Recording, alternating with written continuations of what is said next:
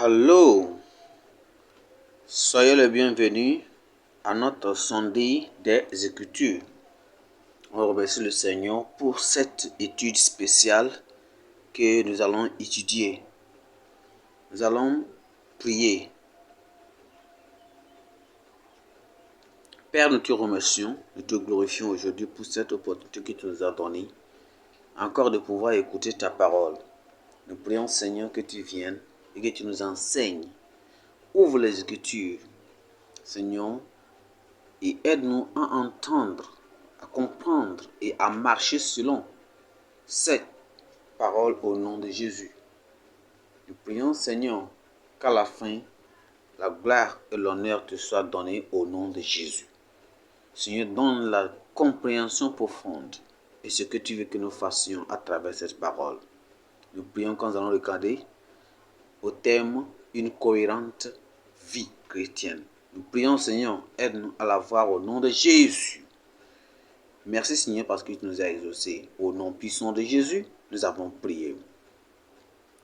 Amen. Aujourd'hui, nous considérons notre thème qui est une vie cohérente ou une cohérente vie chrétienne. Une cohérente vie chrétienne. Nous allons considérer notre test de lecture, notre verset à mémoriser. Notre verset à mémoriser dans le livre de 1 Corinthiens. Livre de 1 Corinthiens, chapitre 15. 1 Corinthiens au chapitre 15. Nous lisons à partir du verset 58. 1 Corinthiens chapitre 15. Nous lisons à partir du verset 58. Il dit: Ainsi, mes frères bien-aimés, soyez fermes, inébranlables, travaillant de mieux en mieux à l'œuvre du Seigneur, sachant que votre travail ne sera pas en vain dans le Seigneur. 1 Corinthiens chapitre 15, le verset 58. Ainsi, mes frères bien-aimés, soyez fermes, inébranlables, travaillant de mieux en mieux à l'œuvre du Seigneur, sachant que votre travail ne sera pas en vain dans le Seigneur. Nous allons considérer notre test dans le livre de Genèse. Notre test dans le livre de Genèse, chapitre. Notre test dans le livre de Genèse, Genèse chapitre 5. Genèse 5. Nous allons au verset, à partir du verset 22 jusqu'au verset 24. Genèse 5. Ouvrons la Bible s'il vous plaît.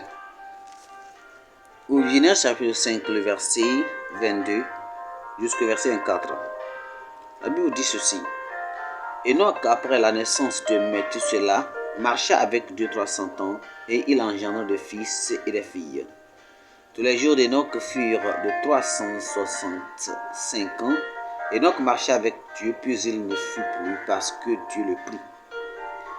Méthusela, âgé de 187 ans, engendra Lémec. Allons-y dans le chapitre 17, le verset 1. Chapitre 17, le verset 1 de Genèse. Genèse chapitre 17, le verset 1.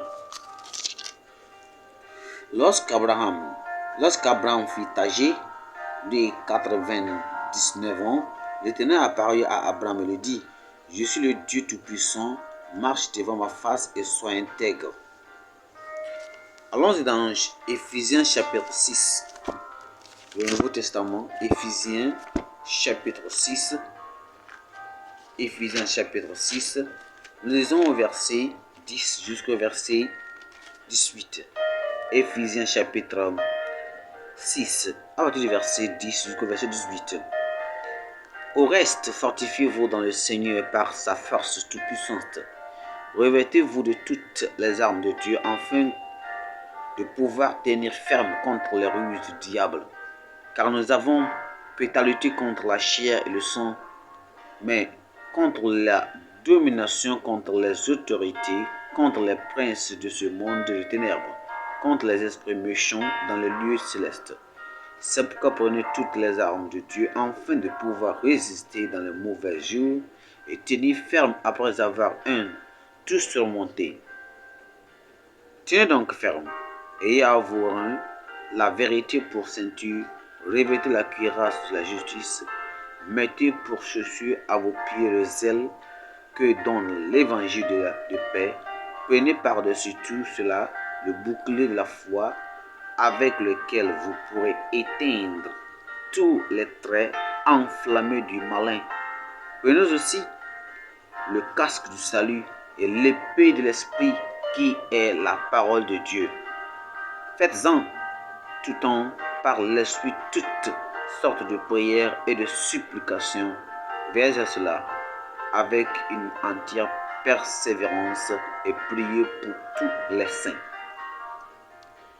Nous allons considérer nous voyons que l'une des prophéties négatives de notre Seigneur et Sauveur Jésus-Christ à la fin est que l'amour de nombreux chrétiens se refroidira, ce que le Seigneur dit dans cette dernière prédication. C'est un accomplissement dont on a actuellement besoin dans la chrétienté, entraîne de graves conséquences. C'est ce que nous voyons aujourd'hui. Il est évident maintenant que beaucoup de ceux qui étaient autrefois zélés et engagés envers le Seigneur perdent leur premier amour et leur enthousiasme avec lesquels ils ont servi Dieu. C'est parce que le Dieu de ce monde les a attirés. Il les a attirés. C'est ce que le Dieu de ce monde fait. Satan, c'est ça son œuvre maintenant, c'est ce qu'il fait. Il attire ceux-mêmes qui étaient tellement assidus à faire l'œuvre de Dieu. Il les attire à travers le matérialisme. Et il leur a injecté un sommeil spirituel et a semé, vous voyez, livré de la discorde, du malheur, de la maladie dans leur vie. Manipulés par l'ennemi, ces chrétiens perdent leur conviction à mesure que leur communion avec Dieu et même son peuple devient irrégulier. Ils sont donc devenus instables et imprévisibles, infidèles même à Dieu et même à son Église. Le recul pur et simple est devenu endémique.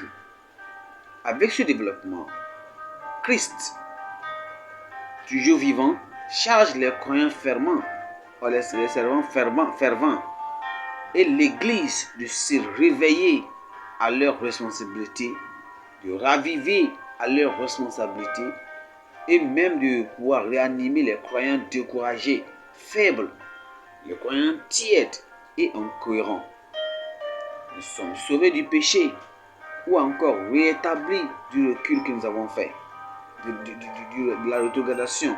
Le croyant a besoin de maintenir une vie juste et cohérente pour se qualifier pour le ciel. Dans notre étude aujourd'hui, nous considérons 4 points, qui sera le premier point, le caractère des pèlerins vers le ciel. Le caractère des pèlerins vers le ciel. Le caractère des pèlerins vers le ciel.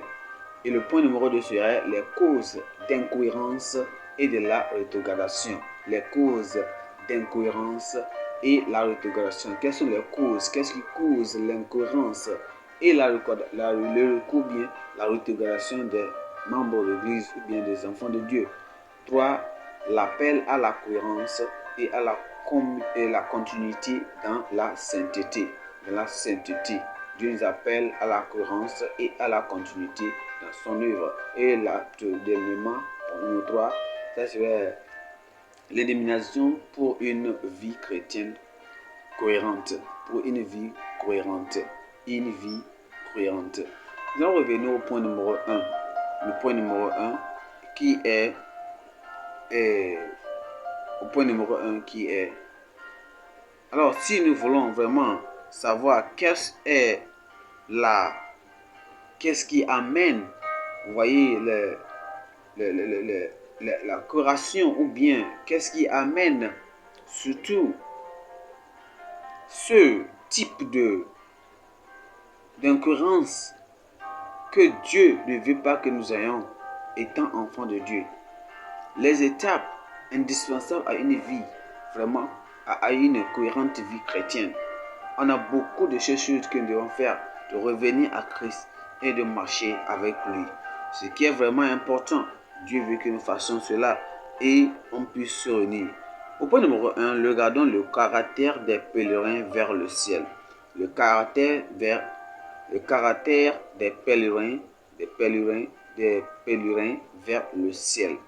Et on a lu dans notre Genèse chapitre 5, verset 22 jusqu'à 24, on a vu comment Dieu a appelé Enoch. Enoch, on dit là, Enoch a marché avec Dieu. Enoch était le fils de Jared et le père de Mathusalem. Vous voyez? Et il est mentionné dans notre texte comme quelqu'un qui a vraiment maintenu un style de vie cohérent et même qui a été agréable à Dieu tout au long de sa vie. Selon le récit des Écritures, il a connu Dieu à l'âge de 65 ans et même a marché avec lui pendant 300 ans. Il était marié, il avait des enfants, il travaillait, mais ces choses ne l'ont pas empêché de pouvoir. Il vivait parmi le monde. Les choses ne l'ont pas empêché de pouvoir servir Dieu. Quel est ton blocus? C'est la famille, c'est les enfants, c'est la femme, c'est le mari. Qu'est-ce que? C'est le boulot, c'est le problème de ce monde. Et donc, il a resté dans ce monde, il a vécu parmi tous ces problèmes et Dieu dit qu'il plut à Dieu. Il a connu Dieu à l'âge de 5 ans, étant âgé, et a marché avec Dieu pendant 300 ans. Il est vécu dans la période de l'Ancien Testament, avant que la croix ne puise les croyants incohérents des excuses qu'ils donnent pour s'élever et même descendre de la foi chrétienne que aujourd'hui beaucoup de personnes se donnent. Enoch vivait dans ce même monde méchant, infecté de démons comme nous le faisons aujourd'hui. De plus, avec la mort et la résurrection de Christ au calvaire, tout chercheur sincère peut mener une vie chrétienne cohérente. S'il n'était pas possible de mener une vie juste, Dieu n'y aurait pas appelé Abraham en Genèse chapitre 17, le verset 1. Vous voyez? Cependant, l'appel au salut précède l'appel à une vie cohérente ou bien à une cohérente vie chrétienne et à la perfection. Abraham avait d'abord répondu à l'appel de sortie du péché pour le salut et la séparation avant le temps, ou bien avant ce temps-là. Personne n'était en pèlerinage, ou bien personne ne peut se mettre en pèlerinage vers le ciel tant qu'il n'est pas véritablement sauvé du péché. Les pèlerinages en terre sainte et engagement dans des rites ou des devoirs religieux ne libèrent pas les religieux du péché. Chaque pécheur et chaque rétrograde doit se repentir du péché et recevoir Jésus-Christ comme sauveur et Seigneur personnel pour être libre du péché. Alors, comment Dieu, l'omniprésent, Dieu, l'omniscient, peut vraiment nous aider à croire, à vivre ou bien à mener une vie cohérente, une vie chrétienne cohérente, une cohérente vie chrétienne. Comment on peut le faire? Comment? Parce que Dieu est avec nous et il entend tout et il est présent partout. Comment alors? Comment l'omniprésence et l'omniscience de Dieu peuvent-elles aider le croyant à vivre ou bien à mener une vie cohérente chrétienne? C'est d'abord être libéré du péché qui peut en nous amener au progrès spirituel. Le croyant commence à mener une vie de victoire sur le péché au moment où le moi charnu, le monde et le diable est est sorti ou bien est délivré de lui. Il prend soin de marcher avec Dieu et de marcher devant Dieu dans la justice. Vous voyez cela? Alors il mène une vie qui est sous la surveillance de Dieu. Il ne fait rien de lui-même. De même, les êtres humains saints d'esprit ne veulent pas exposer leur nudité avant la, par exemple, devant la caméra. Quelqu'un qui est vraiment une bonne conscience ne veut même pas, par exemple, ne veut pas exposer son corps, sa nudité devant la caméra, bien la caméra. C'est de la même manière que le croyant ne voudrait même pas que le mal, vous voyez, il ne veut pas faire le mal pendant que le Dieu omniscient, le Dieu qui voit n'importe où, et le Dieu omniprésent qui est partout, regarde cela. Nous connaissons que ces attributs, les attributs de Dieu, quels sont les attributs de Dieu? Dieu est omniprésent, il est omniscient, il est omnipotent, il voit tout, il regarde tout, il connaît tout. Vous voyez? Et nous savons, on doit savoir aussi qu'il est le juste final qui connaît chaque détail de notre vie. Alors, cela devait instiller une sainte crainte et nous permettre de mener une vie chrétienne cohérente. Non, cependant, en outre, le maintien d'une vie chrétienne cohérente exige du courage et quoi? La foi. Les héros de la foi ont regroupé même avec Enoch et Abraham dans les Hébreux chapitre 11 et considérés comme comment étrangers et pèlerins sur terre. Ils avaient tous leurs problèmes. Ils avaient tous leurs problèmes en leur moment, en leur époque. Ils avaient leurs difficultés. Ils ont eu leurs tentations. Ils ont eu leurs épreuves. Ils ont eu leurs défis. Plutôt que de céder, ils ont exercé leur foi en Dieu et ont été victorieux. Les défis auxquels nous sommes confrontés en tant que croyants ne dureront pas. Nous continuerons à vaincre si nous nous appuyons sur le Seigneur. Que le Seigneur nous aide à le faire au nom de Jésus. Rapidement, nous allons aller dans le point numéro 2 qui est les causes d'incohérence et de la rétrogradation. Les causes d'incohérence et de la rétrogradation. Quelles sont les causes plutôt de la rétrogradation et d'incohérence? Quand nous lisons dans Hébreux chapitre 11, verset 16. Lisons Hébreux chapitre 11, le verset 16. Hébreux chapitre 11, le verset dit: mais maintenant, ils en désirent une meilleure, c'est-à-dire une céleste. C'est pourquoi Dieu n'a pas honte d'être appelé leur Dieu, car il leur a préparé une cité. Une cité. Nos héros de la foi ont commencé, ou bien ont concentré leurs désirs et leurs attentions sur quoi? Le cité de Dieu, le ciel, le paradis.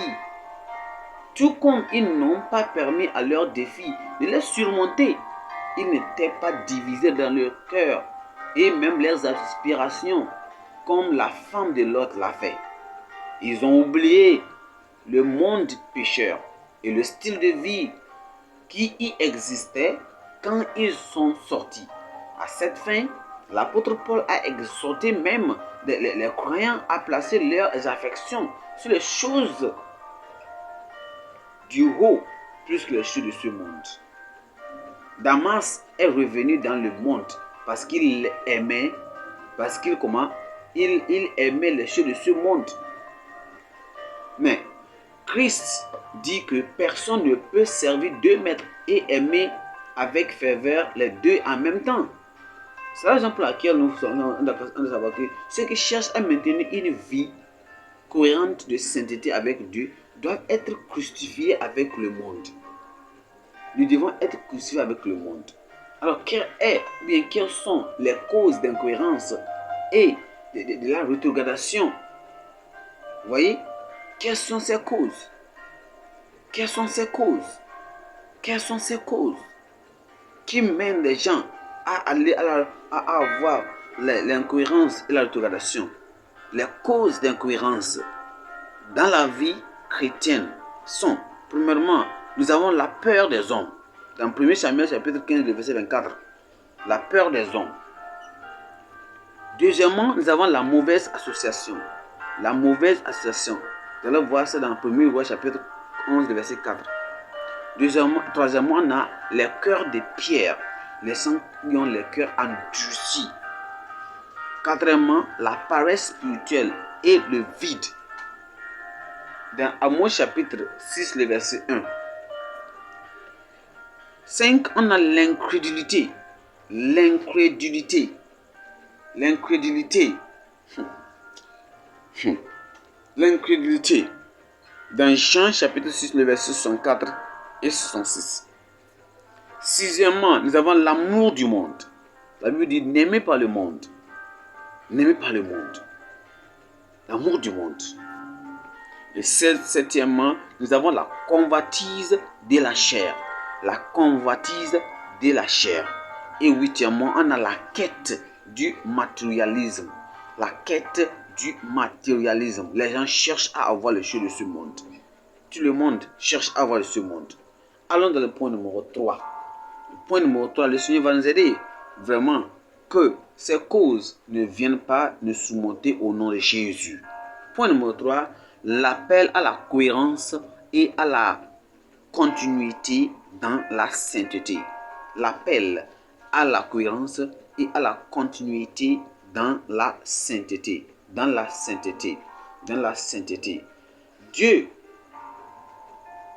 demande que nous tous, qui sommes les saints, ses enfants rachetés par le sang précieux de Jésus-Christ, son Fils unique, soient vraiment cohérents et qu'on soit vigilant avec des préceptes, des activités du diable. Et il nous appelle à la cohérence. Il nous appelle à continuer dans la sainteté. Parce que c'est la nature divine de Dieu. C'est cette nature divine de Dieu qui peut nous aider à nous amener au ciel. Dans le cas contraire, le ciel ne peut jamais être l'autre. Dieu demande que tout le monde mène une vie sainte. Que cette vie traverse de génération en génération. Il a appelé Abraham à une vie parfaite. Il a appelé Enoch à une vie parfaite. Chaque croyant a cette même expérience. Parce que la Bible dit, soyez parfaits car je suis parfait. Il demande, Christ même demande à tout croyant que comme votre Père qui est aussi est parfait, vous aussi soyez parfaits. Dans Matthieu chapitre 5, le verset 48. Nous devons être parfaits parce que Dieu est parfait. Alors, l'appel de Dieu à la perfection ou à une vie sainte ne se limite pas à seulement une journée, à une semaine, à un mois ou à une période particulière de notre vie. Il nous demande de marcher tout au long de notre vie totale, en marchant devant lui, dans la sainteté et dans la justice, tous les jours de notre vie. Tous les jours de notre vie. Dans Luc chapitre 1, le verset 105. Marcher avec Dieu tout au long de notre vie. Chacun peut faire l'expérience de la sainteté, de la sanctification et la pureté du cœur par la prière et la foi dans le sang de Christ. On peut le faire.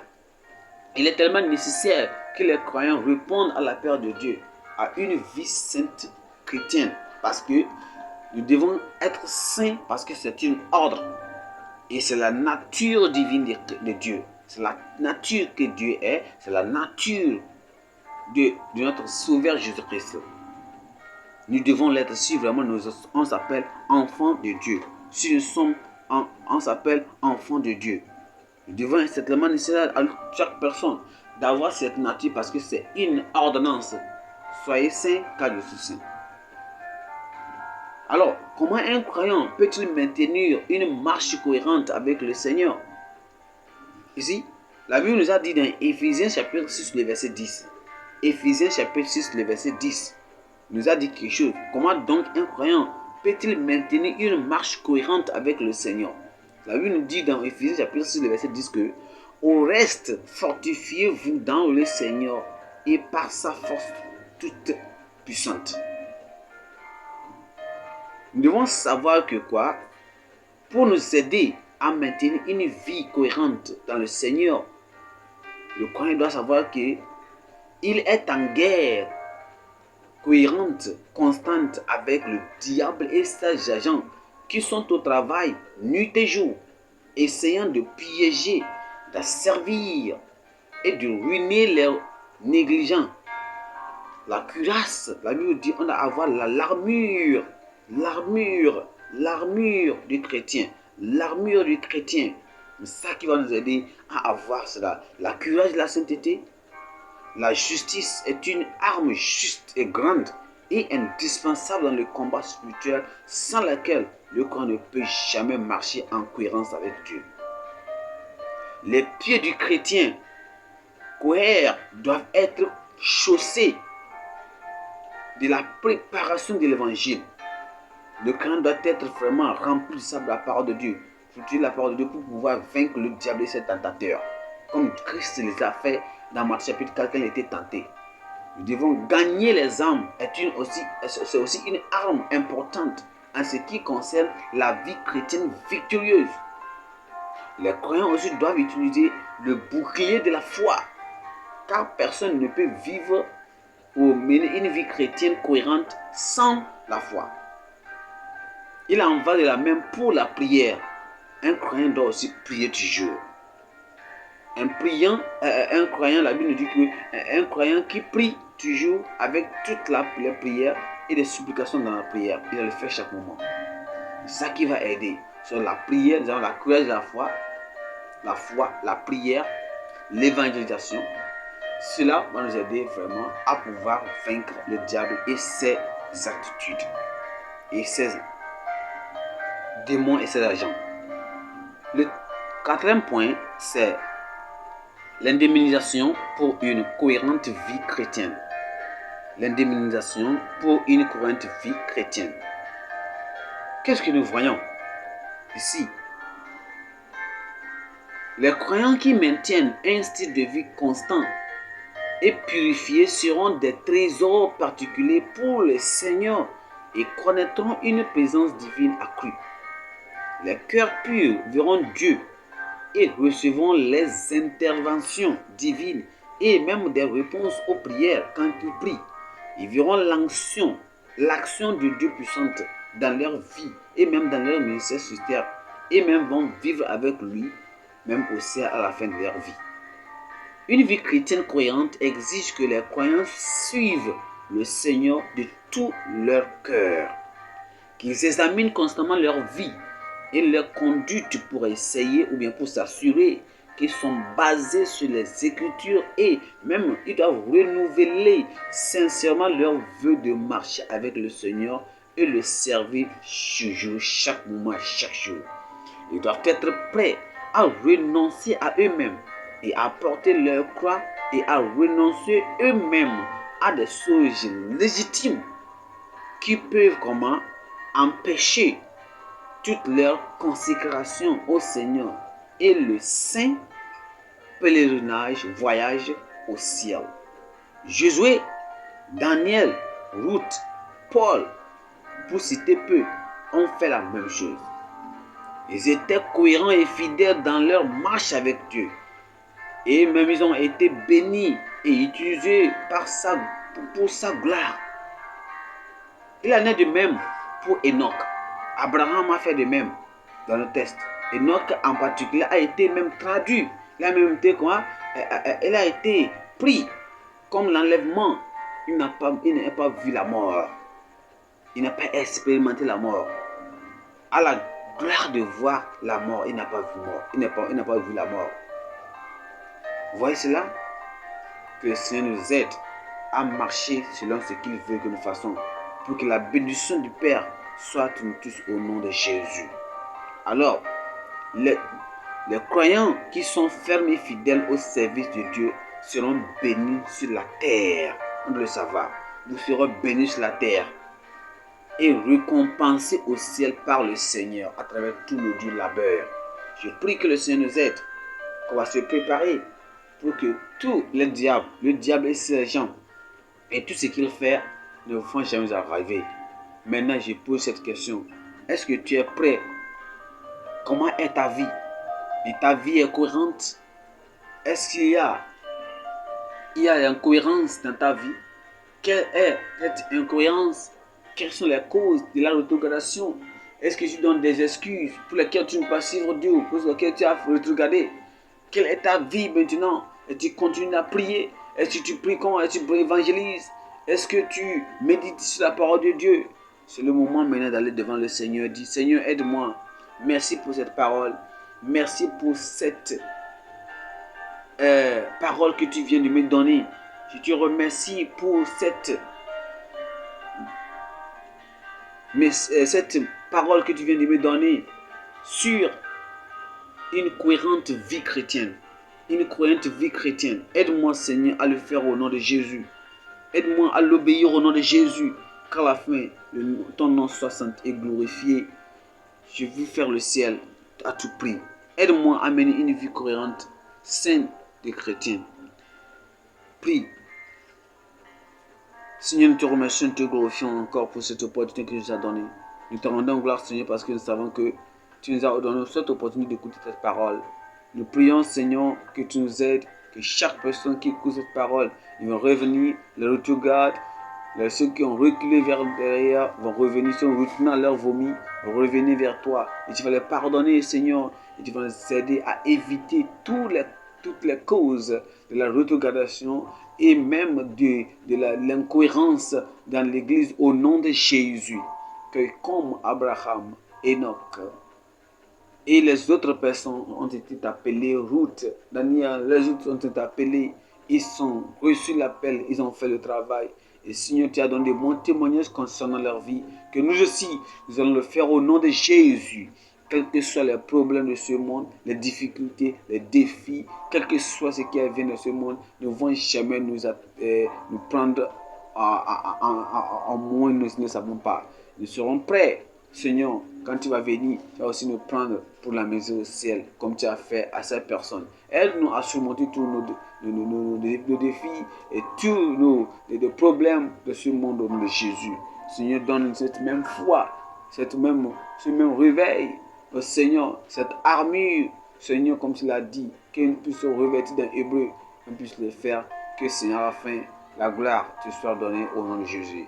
Merci Seigneur parce que tu nous as exaucés. Au nom puissant de Jésus, nous avons prié. Amen. Merci. Soyez bénis au nom de Jésus.